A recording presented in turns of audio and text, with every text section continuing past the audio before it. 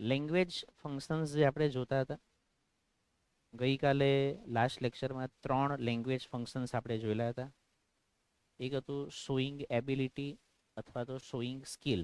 શોઈંગની જગ્યા પર બીજો કોઈ પણ શબ્દ આપી શકે, ડિસ્ક્રાઇબિંગ શબ્દ પણ આપી શકે. Describing ability, describing skill. આપણે તો પેલો શબ્દ પકડવાનો શોઈંગ એબિલિટી અને સ્કિલ. એમાં જનરલી કેન, કુડ અને એબલ ટુ શબ્દો આવતા હતા.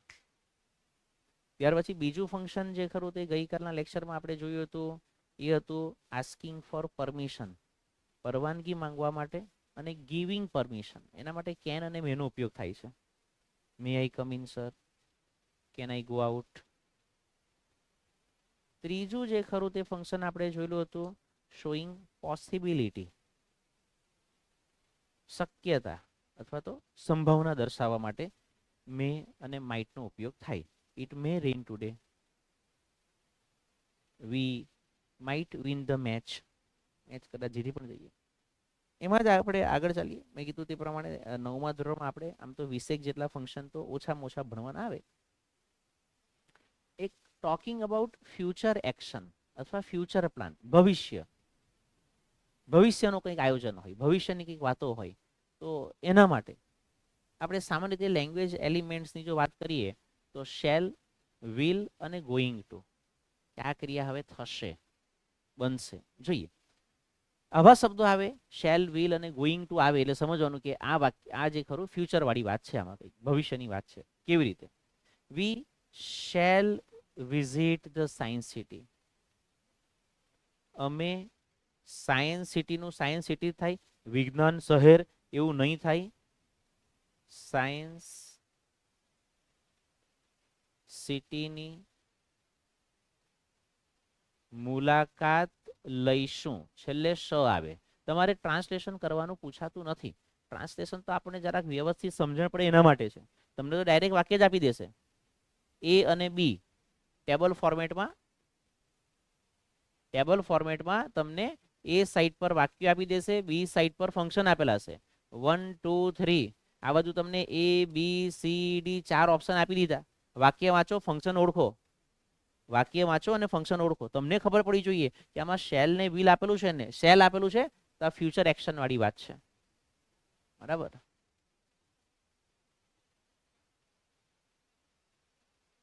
આઈ shall not go to Rajkot this week. હું આ અઠવાડિયે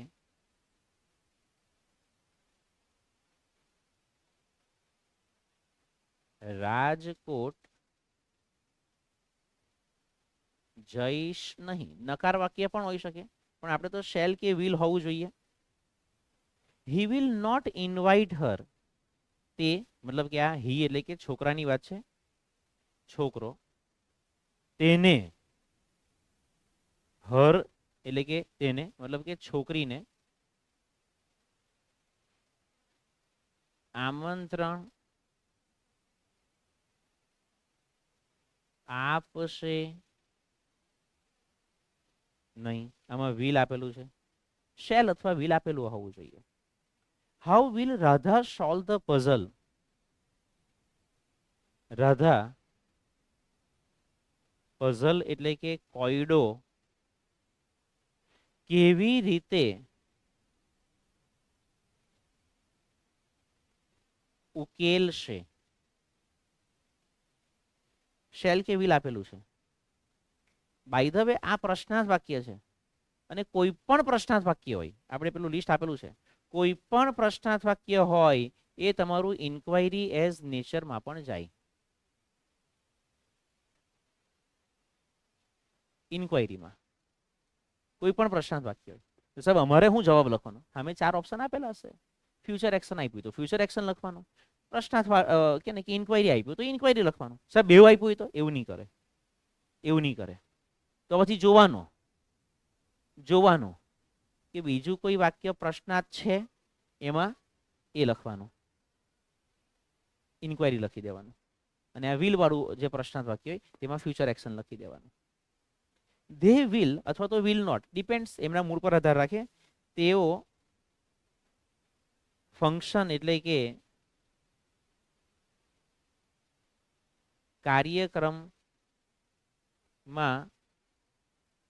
હાજર રહેશે અથવા તો રહેશે નહીં, બેમાંથી એક. વિલ પણ આપ્યું છે અને વોન્ટ એટલે વિલ નોટ નું ટૂંકું રૂપ. વિલ નોટ નું જે ટૂંકું રૂપ ખરું એમાં વોન્ટ આવે. કેન નોટ નું ટૂંકું રૂપ કાન્ટ આવે. ડુ નોટ નું ટૂંકું રૂપ ડોન્ટ આવે. એ રીતે વિલ નોટ નું ટૂંકું રૂપ want. they will attend the function, તેઓ ફંક્શનમાં કાર્યક્રમમાં હાજરી આપશે, અથવા તો they won't attend the function, તેઓ કાર્યક્રમમાં હાજરી આપશે નહીં. will તો આપેલું છે ને, હવે જો will ની જગ્યા પર won't આપેલું તો ખબર પડી જોઈએ કે won't એટલે will not છે, future action. Mister Patel will buy a car next month, એક તો will તો આપેલું છે, સાથે next પણ આપેલું છે. શ્રીમાન પટેલ, હાજી, એ મસ્તી કરતા હશે. આવતા મહિને કાર ખરીદશે. આવતા મહિને વિલ આપેલું છે. What will you do tomorrow, તું આવતીકાલે શું કરશે, વિલ આપેલું છે. she will save a lot of money by next year, next પણ આપ્યું. તે આવતા વર્ષ સુધીમાં